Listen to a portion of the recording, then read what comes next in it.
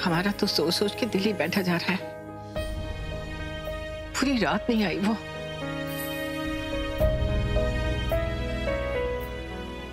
हमें लगता है जो कुछ भी हुआ है हमें उसके बाद मधु मैडम का साथ देना चाहिए। कोई भी पत्नी अपने पति से ऐसे रिश्ते में धोखा बर्दाश्त नहीं कर सकती। संतोषी बिल्कुल ठीक कह रही है। ऐसे समय में हमें मधु का साथ देना चाहिए। लेकिन हमें किसी के साथ की जरूरत नहीं।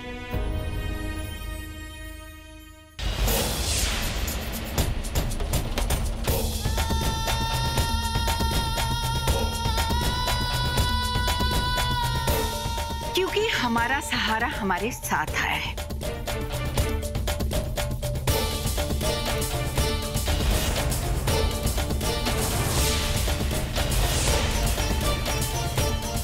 मधु, कहाँ चली गई थी तुम? और धैर्य और संतोषी सारी रात तुम्हें ढूंढते रहे।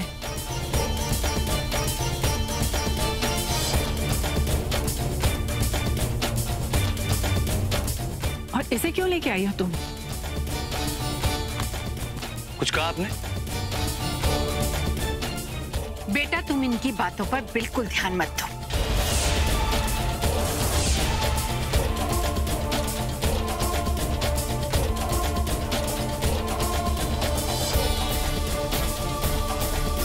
पुष्पा, गुलाब, जरा इधर आओ। जी मैम। ये सारा सामान उठाकर ऊपर वाले कमरे में रख दो और उसे अच्छी तरह से साफ कर देना। आज से तुम्हारे छोटे साहब यहीं रहेंगे।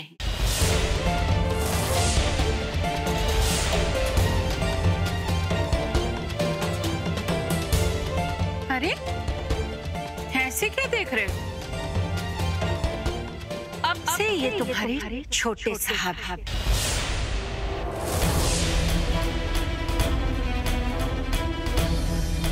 जाओ, जल्दी सामान ऊपर रखो।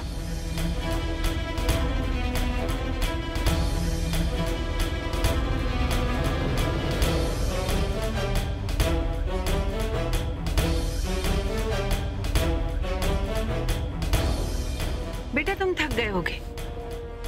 जब तक तुम्हारा कमरा साफ होता है तुम हमारे कमरे में आराम कर लो।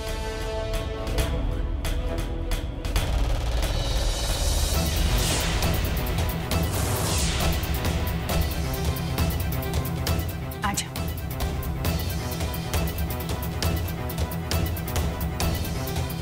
इस घर में क्या हो रहा है हमें कुछ समझ नहीं आ रहा। हम जाके तुम्हारे काका से बात करते हैं कि वो जाके मधु को समझाएं।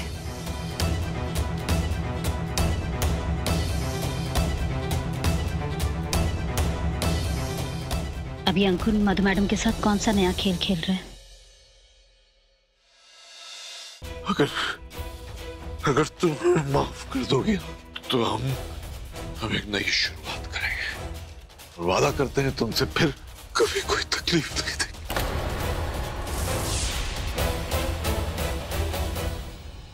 और जो तकलीफ आप हमें दे चुके प्रताप, उसका क्या? और क्या कहा आपने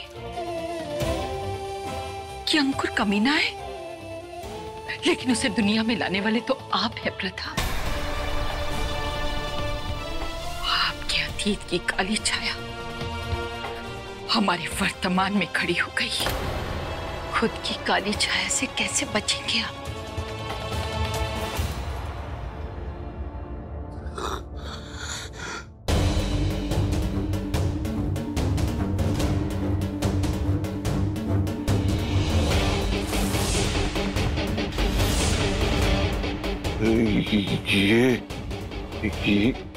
ये बहू क्या है ये सब?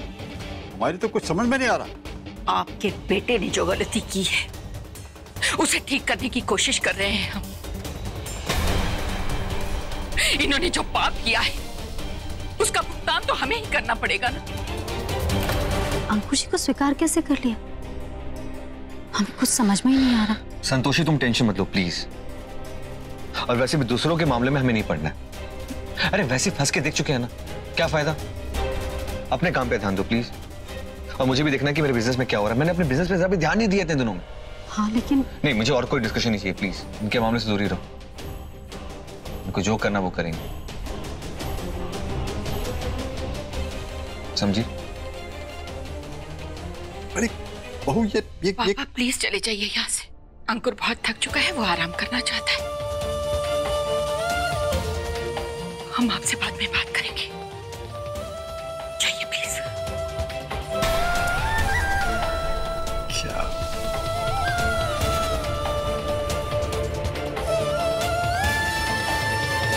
नारायण नारायण। प्रणाम माते। प्रणाम गौ माता। प्रणाम देवऋषि।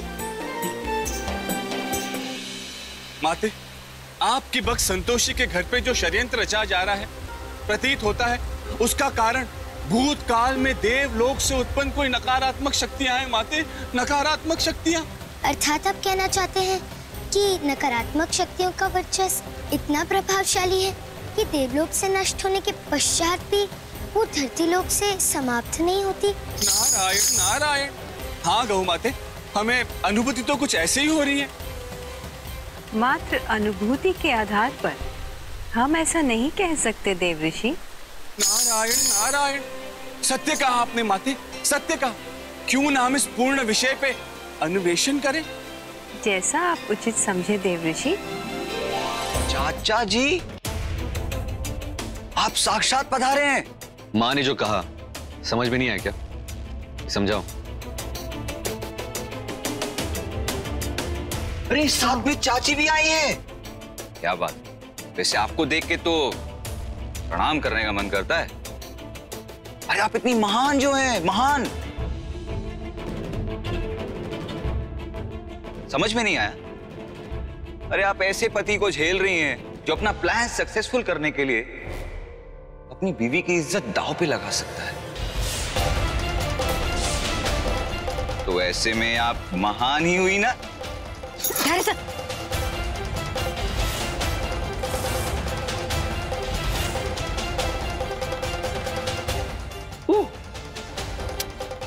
आना, आजा, मार।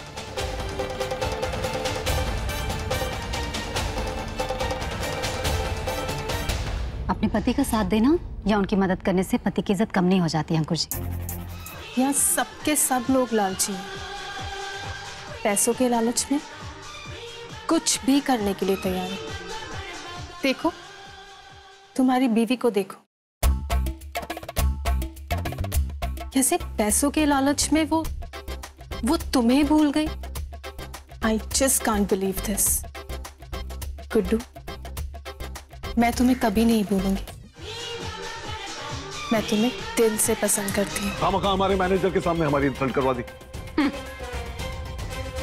आपको अपनी इज्जत की परवाह कब से होने लगी प्रताप?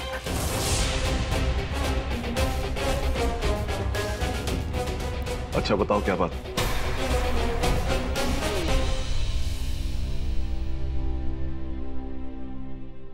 आपके साइन चाहिए।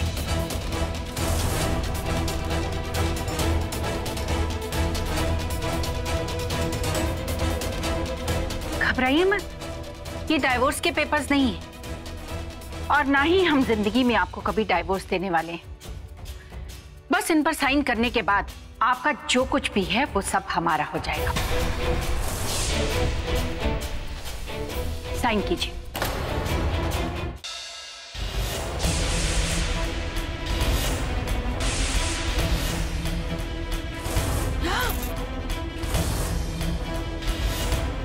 संतोषी, बाकी खोलो संतोषी। अरे कोई है? रास्ता है लंबा, हॉस्पिटल है दूर। बचा पाओगे अपनी संतोषी को?